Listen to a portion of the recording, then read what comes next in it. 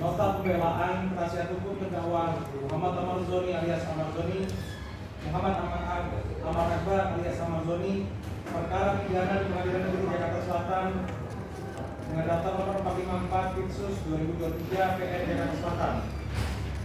Bab 1 pendahuluan. Pada yang terhormat Majelis Hakim, perkara pidana nomor 454 Pitsus 2023 PN Jakarta Selatan, Pengadilan Negeri Jakarta Selatan, Jalan Ampera Raya nomor 133 Jakarta Selatan, nomor 12 AZ/EFP/9/2023 perihal nota pembelaan penasihat hukum terdakwa Muhammad Amar Akbar dengan lampiran bukti-bukti tertulis. Dengan hormat Yang Mulia Majelis Hakim Pengadilan Negeri Jakarta Selatan, jaksa penuntut umum yang kami hormati, perkenankan kami para penasihat hukum terdakwa bertindak untuk dan atas nama terdakwa yang identitasnya sebagai berikut. Nama Muhammad Amar Akbar alias Amar Zoni bin Suedri Zoni, lahir di Depok 8 Juni 93 dan seterusnya.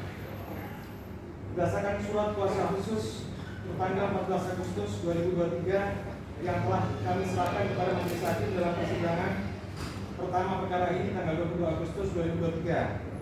Bersama ini menyusun dan menandatangani pengajuan nota pembelaan dengan susunan sebagai berikut. Pertama,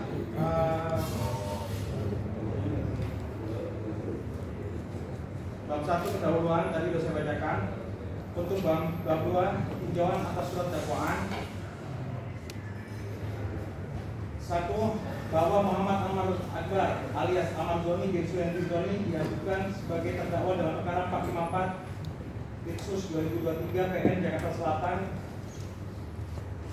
dengan dakwaan yang disusun dalam bentuk alternatif sebagai berikut. Ya, kami baca yang mulia.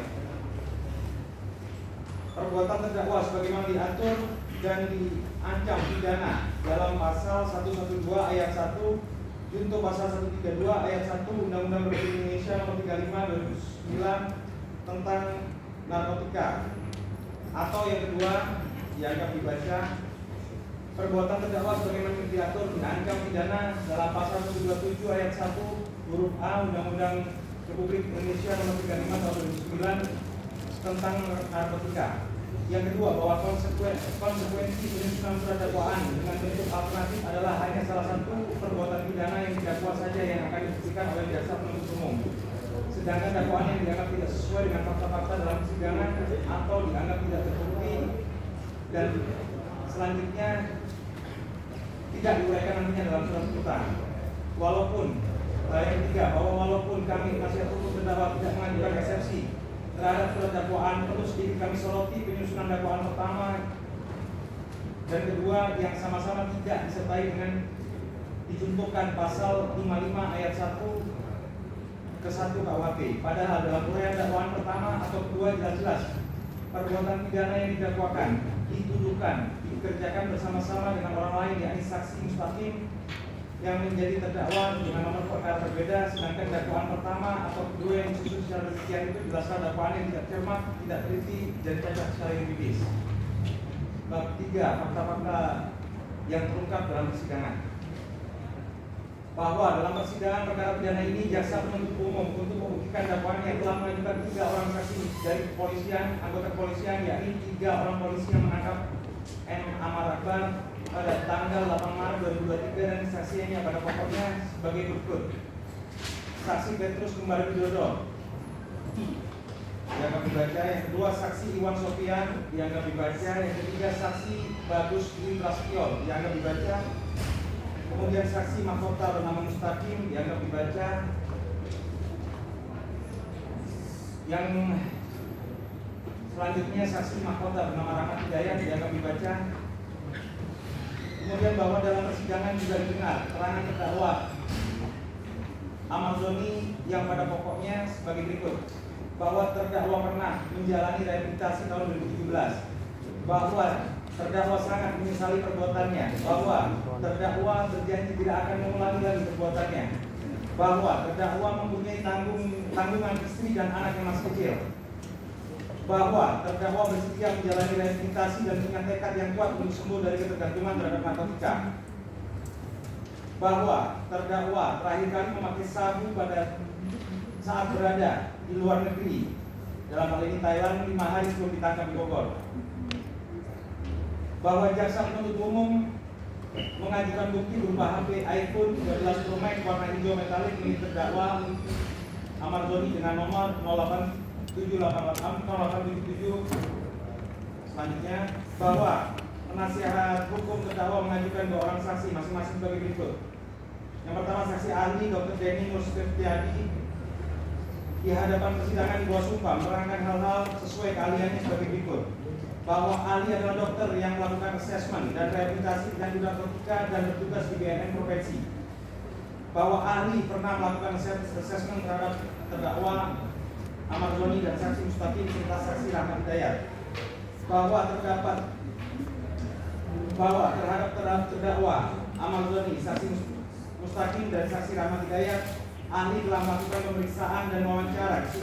Berkesimpulan bahwa terdakwa Amar Akbar dan yang lain adalah penyalahgunaan narkotika golongan 1 jenis bukan tanaman dengan tingkat ketergantungan sedang bagi dirinya sendiri. Bahwa ahli menyerahkan satu butir dokumen kepada majelis hakim, yakni hasil asesmen atau pengkajian pemeriksaan medis, psikiatri dan psikososial pada penyalahgunaan narkotika atas nama Mustaqim, Rahmat Hidayat dan Ahmad Zoni. Namun oleh majelis hakim dipersilakan kepada penasihat hukum agar diajukan bersama-sama dengan pengajuan nota pembelaan. Ahli menjelaskan tentang efektivitas alat tes urin yang dipakai kepolisian Republik Indonesia, yakni hanya maksimal 3 hari sejak memakai narkotika sudah negatif jika memakai ringan. Ahli menjelaskan tentang efektivitas rehabilitasi pertama sebesar 50% dan pada rehabilitasi kedua persentase keberhasilan lebih besar karena telah mengalami efek jerah sebanyak 2 kali. Yang kedua, saksi Aditya Ferdi Gunawan di hadapan persidangan di bawah sumpah menerangkan hal-hal sebagai berikut. Bahwa saksi adalah Ketua Yayasan Pemulihan Natura Indonesia. Bahwa sebagai Ketua Yayasan sekaligus pemilik lembaga rehabilitasi, saksi sering menangani pasien dari rehab berdasarkan putusan pengadilan sebagaimana dilampirkan dalam berkas pembelaan ini. Saksi juga sering menerima pasien rehab sukarela yang tidak berdasarkan putusan pengadilan dengan rata-rata ratusan setiap bulannya. Saksi membenarkan bahwa 2017 yang melakukan rehabilitasi terhadap Ahmad Zoni, Rahmat Hidayat adalah Yayasan Pemulihan Natura Indonesia atau lembaga yang dipimpinnya. Saksi menyerahkan dokumen, namun majelis hakim dipersilakan kepada penasihat hukum agar disertakan bersama dengan pengajuan nota pembelaan. Yang keempat, tinjauan juridis. Bahwa di dalam surat dakwaan jaksa penuntut umum disebutkan secara jelas bahwa berdasarkan hasil asesmen terpadu dan berita acara rapat pelaksanaan asesmen yang dibuat oleh tim asesmen terpadu Kota Jakarta Selatan atau tim medis dan tim hukum pada hari Jumat tanggal 10 Maret 2023 diperoleh kesimpulan bahwa terdakwa berdasarkan hasil pemeriksaan asesmen medis yang bersangkutan merupakan penyalahguna stimulansia lainnya atau sabu dengan tingkat ketergantungan sedang dan pola penggunaan rekreasional. Dan berdasarkan hasil pemeriksaan asesmen hukum hingga asesmen terpadu ini dilaksanakan, yang bersangkutan tidak memiliki indikasi keterlibatan dalam jaringan peredaran gelap narkotika.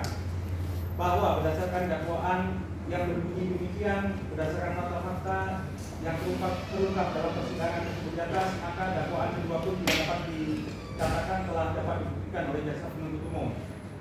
Apalagi jelas terdapat cacat juridis dalam penyusunan surat dakwaan kepada JPU. Ulang surat dakwaan kedua JPU kepada terdakwa M. Amar Akbar karena tidak mencantumkan pasal 55 ayat 1 KUHP, padahal dakwaan pertama atau dakwaan kedua sama-sama menuduh terdakwa Amar Akbar bekerjasama dengan orang lain dalam melakukan perbuatannya. Berikutnya, bahwa fakta hukum tentang cacat juridis dakwaan JPU sangatlah jelas karena JPU menuduh Amar menitip kepada saksi Mustaqim untuk membeli sabu. Barang bukti juga masih berada dalam penguasaan Mustaqim dan pada diri terdakwa Amar Akbar tidak ditemukan bukti apapun selain HP iPhone yang di dalamnya ada pengiriman m-banking kepada saksi Mustaqim untuk membeli sabu. Artinya, jika memang ingin mendakwakan Amar Zoni berbuat demikian, maka wajib hukumnya menyertakan pasal 55 ayat 1 dan ke-1 ayat 1 ke 1 KUHP dalam surat dakwaan agar menjadi jelas apa peran masing-masing pelaku yang ditulis atau diuraikan dalam surat dakwaan tersebut. Bahwa keterlibatan JPU dalam membuat surat dakwaan yang tidak dicantumkan pasal 55 ayat 1 KUHP tersebut membuat dakwaannya cacat secara yuridis karena tidak sesuai dengan uraian perbuatan dalam surat dakwaan yang nyata-nyata melibatkan saksi mustaqim sebagai yang membeli dan sebagai orang yang kedapatan barang bukti ada padanya. Bahwa dengan surat dakwaan yang tidak mencantumkan pasal 55 ayat 1 ke 1 KUHP harusnya perbuatan yang diuraikan dalam surat dakwaan semuanya dilakukan sendiri oleh Amar Zoni tanpa bantuan saksi mustaqim dan faktanya tidak demikian. Bahwa apalagi dalam persidangan terungkap fakta bahwa tes urin positif yang dilakukan. Kondisi yang sudah ini menjelang Jumatan mungkin bisa dipersingkat. Ya, kemarin saya kita sudah sepakati untuk singkat saja. Jadi kalau tidak bisa ke kesimpulan kita skor aja, apa Pak? Bisa ke kesimpulan langsung? Ke skor nanti lanjut lagi jam 3 sore. Kita tuangkan tugas semua. Kita bahas ya.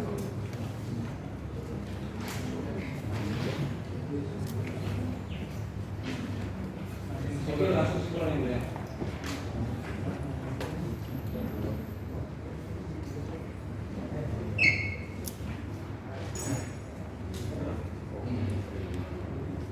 Oke, bahwa berdasarkan seluruh uraian tersebut di atas dan juga bukti-bukti yang diajukan oleh penasihat hukum terdakwa dan juga saksi-saksi ahli, saksi adjudge yang diajukan penasihat hukum terdakwa, maka kami untuk dan atas nama terdakwa Muhammad Amar Akbar alias Amar Zoni bin Suhendi Zoni mohon kepada Yang Mulia Majelis Hakim yang mengadili perkara pidana ini agar berkenan menjatuhkan keputusan sebagai berikut.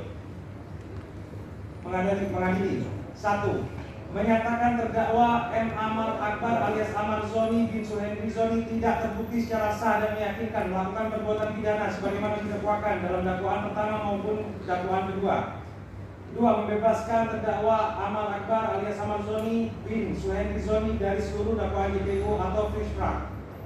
Atau bila mana majelis hakim berpendapat lain menyatakan terdakwa M. Amar Akbar alias Amar Zoni bin Suhendi Zoni terbukti secara sah dan meyakinkan telah melakukan perbuatan pidana penyalahgunaan narkotika golongan 1 bagi diri sendiri sebagaimana didakwakan dalam dakwaan kedua. Menghukum terdakwa oleh karenanya dengan hukuman pidana menjalani rehabilitasi pemulihan medis dan sosial pada lembaga rehabilitasi Yayasan Pemulihan Natura Indonesia selama 3 bulan. Menetapkan seluruh biaya perkara ini ditanggung oleh negara, atau bila mana Yang Mulia Majelis Hakim berpendapat lain, kami penasihat hukum terdakwa mohon dijatuhkan hukuman yang seringan-ringannya bagi terdakwa. Jakarta 7 September 8 September. Hormat kami penasihat hukum terdakwa Abdullah Emi Umar Mahmudi SHMH dan Agung Ahmad Wijaya SHMH. Silakan kesimpulannya.